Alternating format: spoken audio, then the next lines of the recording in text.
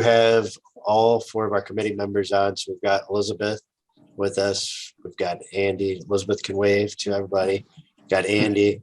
And we got Chris Baker, I think, is also on, who doesn't want us to see his picture. So he's not waving. Yeah. So those are our four committee members right now. We may or may not be picking up another committee member. We'll see how things go. We had one drop off, but we've already started this year, so we'll see how it goes. But with that said, we'll go ahead and get started. I'm going to briefly run through some of the items. Like I said, a lot of the members that are on this call sort of understand the competition. But again, this is a 10-week design competition officially kicking off today. And we have sort of the boilerplate stuff that I'm not going to go through too much. Basically, we like to prefer to have the students have an instructor that they're working through, whether that's in school, out of school. If you're out of school and need somebody, we'll figure out a way to handle that. But at least just so for communication purposes, so that we're communicating any sort of information from the committee, we go back to the instructor, and then they can again distribute that information to their students. So advisor, similar to in past, we try to pair up every school with an advisor, an architectural advisor. So most of you have had the same advisor in the past, and if you don't have an advisor or need a new advisor or want somebody different, then feel free to let us know. We'll definitely find somebody new to pair up with you. Questions, communication, so that'll come back. Usually we put a group email that'll go out to everybody. It seems like it was in the past kind of coming from Andy, some probably this year from Elizabeth, so maybe a combination between the two will come from that. But then any questions you have, just always shoot back to that Gmail email address, which reaches all of us. So one way or another, we'll get answers back. Award ceremony, is going to be April 26th, 5:30 p.m. Right now, everything is electronic, virtually. We decided to start that way this year just so we're covered. If there's an opportunity and things start to change a little bit, we can open it up and have it in person. We may shift to that. So that's how we're handling it for now. We went through committee, disclaimer. So a couple changes with regards to some sponsorships. So this year we have our prizes bumped up a little bit money from our local scholarship. Our endowment there was able to contribute a little bit more money. So we added a little bit more money to the first place prize for architecture.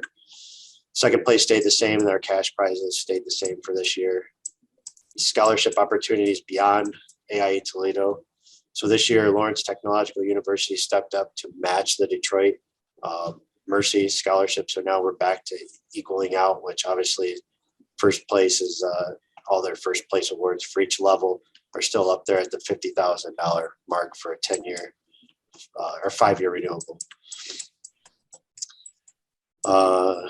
Thank you to all of our sponsors, some of which are on this call today, but our other subcommittee and sub-sponsored prizes have all remained the same. The only one that we sort of clarified for this year was our digital media, which is sponsored by Bowling Green State University, and they are unable to give out cash prizes, so just due to them being collegiate there. So their gift prizes are a $200 gift card and $100 gift card to their Falcon Outfitters there on campus.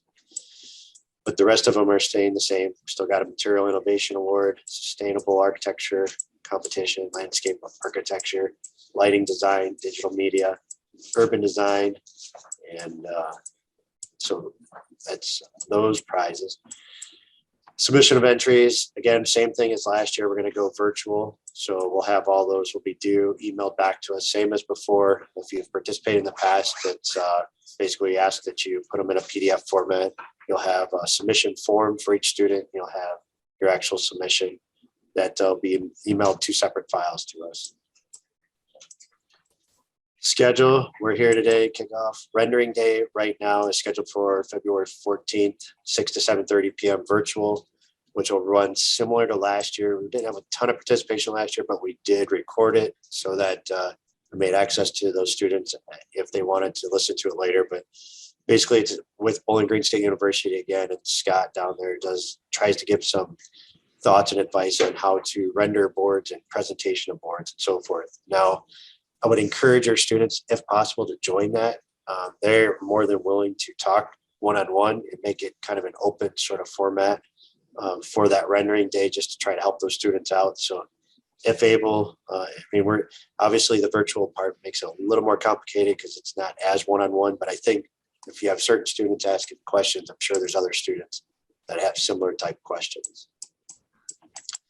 Required drawings stay the same. There'll be required site plan, overall floor plans, building elevation sections, and then your 3D representation, which is your renderings, and then a project description.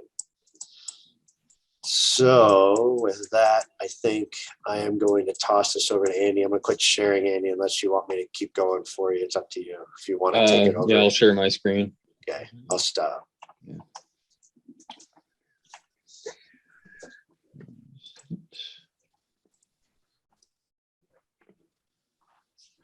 All right, y'all see that? So our project this year is on the site of the former French Quarter Hotel in Perrysburg. So off of 75 and Fremont Pike, there's a plot of land that is under construction right now. There's several buildings that are going up with the redevelopment of that area by River Rock Property Group. So we're working with them to develop a portion of this site. This is a shot from just, let's see, about a half hour ago. So you can see the site is under construction right now. There are a couple of buildings that are up. We refer to this as building B. This is building C back here. This is building E. Our site is actually this piece of land right here in front. So nice little camera view of our site for once. So it's going to check up on that. Switching over to the actual program here. So I'll get you oriented again here on the site plan. So this is our site, that open dirt area that we were just looking at.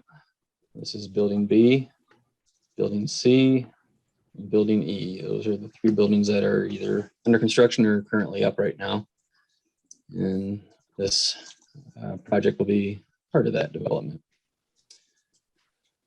So what our project is Safe Splash Swim School. Easy for me to say. It's exactly what it sounds like. It's a company that teaches kids how to swim. So we've got a pool building, indoor pool, deck area around it, and a lobby and viewing area for parents to watch their kids as they take their swim classes.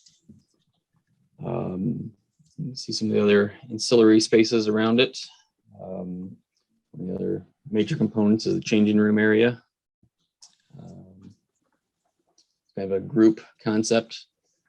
So it's not like a boys and girls side. It's one large room with individual changing areas.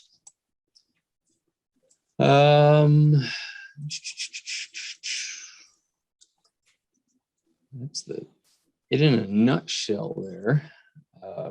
As always, we are looking for sustainable features to go along with this project. We've got some examples that are shown right there in the middle of the screen. I won't read them all. You guys can all read. We also have some site features that we want to have incorporated into the project. Those could be a splash pad, not a splat pad. Just noticed that now. Or some other outdoor feature that could help draw some people into the area, make it more of a destination. The other items there can also be added into the project. ADA regulations are listed here for you. If you want to go 2 stories, you need an elevator. I'm not really sure what the point would be to go 2 stories for this, but it's always a possibility. One of the concepts for the design, as this is a part of a development project, is that students could choose to keep within the theme of this new French Quarter square. You can see in the rendering here, they could play off of some of these elements in the design of their new building, or if they choose, they could make it a standalone feature. It's totally up to them. And either way can be equally perceived by judges. So don't feel like you have to go one way or the other. It's all depend on what works out best for each individual solution. So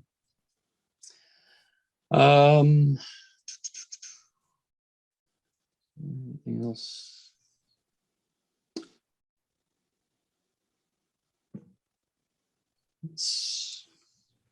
That's the project in a nutshell. Well, there's parking as well. Should be incorporated onto the site itself around the building. About 50 spots that Safe Splash would like, and there is adequate room there for those 50 spots. So anything else? Committee members, anything I skipped over? I think that's, I don't know if we got any questions from any teachers, instructors out there. When will we be able to access the program sheet? And the reason I'm speaking personally because I have my kids first thing in the morning, so that's the only reason I want to know. I think we can get this sent out to everybody probably yet today. Is it? Sure. Will it come I will email, also or is it say gonna be on the to- website? There's in the program sheet, there's a Linktree link. And actually that link already has the program sheet up.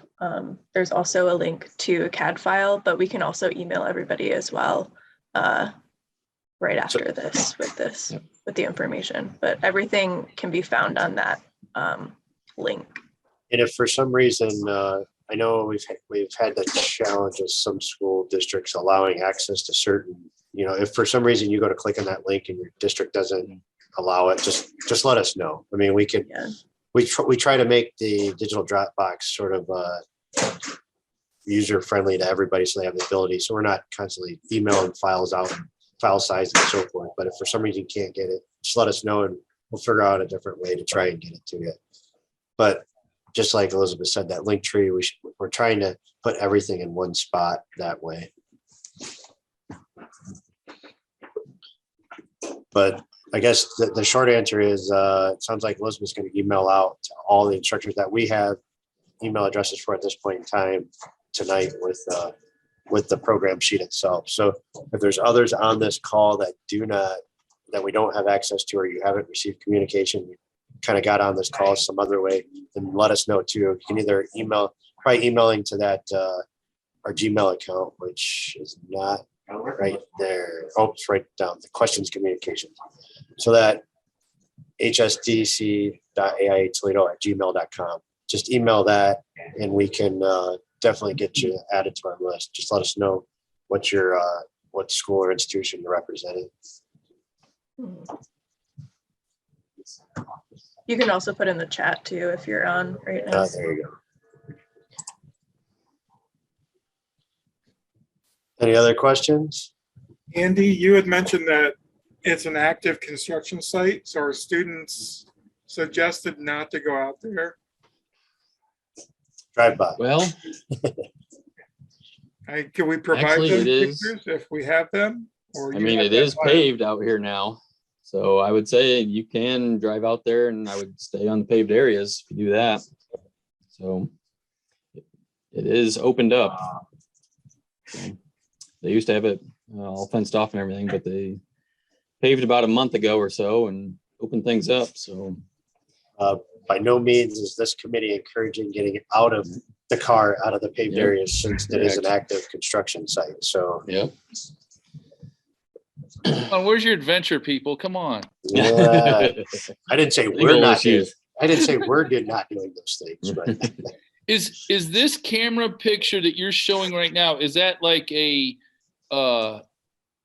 updated thing that goes on all the time? Yep. Is that why you guys got that picture so soon? Yep. It's constantly. Yep. But of course, you got to have specific access to it. And I don't think I can give that out. I see how that is. Okay. Yep. Sorry. Okay. Maybe I can. Maybe I can talk to River Rock and see if we can get access to that for the I just students. I'm like, how did you get that picture so fast? I'm like, wait a minute, that's like a that's like Yeah, a it's camera. And constructed that's cam. why I was asking. Yeah. That but it I mean, it doesn't really help because like nothing should really be going there. Right. We're doing it, so Right. it's Well, not in hard for theory, anybody really. It's easy access if they want to drive to it. So yeah. In reality, Safe Splash is actually going in building C back here. So we didn't want to put them within a shelled building. So for this project, we brought Safe Splash out front here and as a standalone facility. So it's hard to see, and I'll look at it later. But you labeled the buildings when you first talked. Are those labeled on the provided site plan as well? yes, And I haven't I looked. think they are, Obviously, yeah. I think it was just in like as I the say, fall. BC or whatever. Yep. Yeah, there we go. Okay. Building Okay. C. Yep. And that one's being built as well as D and the one that's going to be right next to the site, correct? D is not. That's for the future. C Okay. is up right now. B over here is up. Sorry. See if one does that. Come on. And then E out front is the one going up. Okay. Back here. This is B. C back here. Yeah. And then E right Okay. here just has a couple walls going up about 4 feet high right now. Okay. Thank you. Yep, no problem. Any other questions?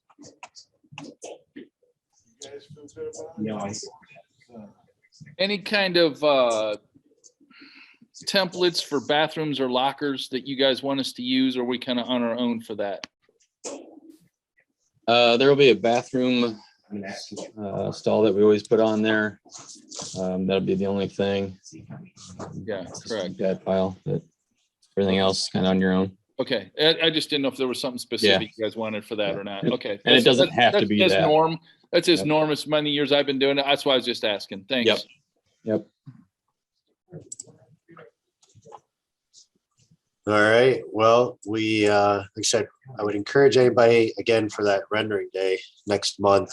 We'll see, obviously the more participation, the more people we have, the more successful it'll be. I mean, it's just, we're doing it to try and help benefit students. Obviously, it was a lot more different when we were in person. I feel like students were able to bring their computers, bring their projects with them, but just due to the nature of what's going on right now, I'm not sure the university is even allowed to have that sort of happen. So again, I think we've learned a lot about virtual the last year. So I think students are easily able to pull up their projects and during that session and try to get as much use out of it as possible. So, but yeah, if additional questions come up while you guys dig into it, just feel free to email us. And again, let us know about advisors. We're going to be personally, all the committee members will be reaching out probably to other schools as well, try and see if we can encourage any more participation. And we're always looking for advice. So if you guys know of other ways that maybe we're not reaching other districts or other districts that you know of that may have similar type programs in their districts, feel free to let us know and try and reach out to them. I think that's all we've got. So I appreciate everybody's time. No other questions. We'll talk soon. Thank you all for the committee. Appreciate the work. Thank you. Thank you. Thank you. Thanks.